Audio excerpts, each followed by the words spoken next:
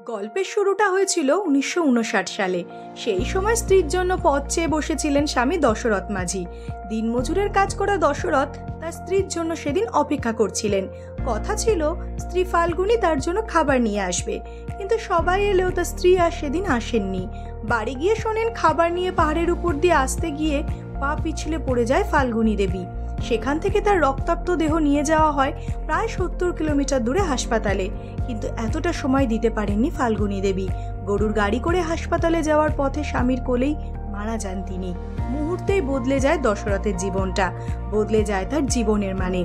বাড়ি ফিরে স্ত্রী শেষকৃত্য সম্পন্ন করেই এক নতুন কাজে নামলেন দশরথ বাবু। তার সমস্ত রাগ অভিমান গিয়ে পড়ল ওই পাহাড়ের ওপর।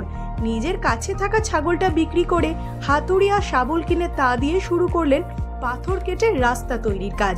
অনেকেই বলেছিলেন যে যার কাছে আধুনিক মানের কোনো অস্ত্র নেই সে কি করে পাথর কেটে রাস্তা বানাতে পারে, কিন্তু মনের সমস্ত দুঃখ একসঙ্গে করে সেই জোরেই 1960 সালে পাথর কাটার কাজ শুরু করেন তিনি।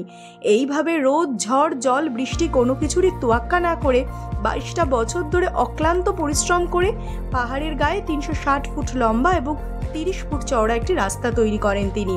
1982 সালে মেঘ ভাঙা বৃষ্টিকে উপেক্ষা করেই কান্নায় ভেঙে পড়া দশরথ বাবুকে দেখতে সেদিন গ্রাম ভেঙে মানুষজন এসেছিল।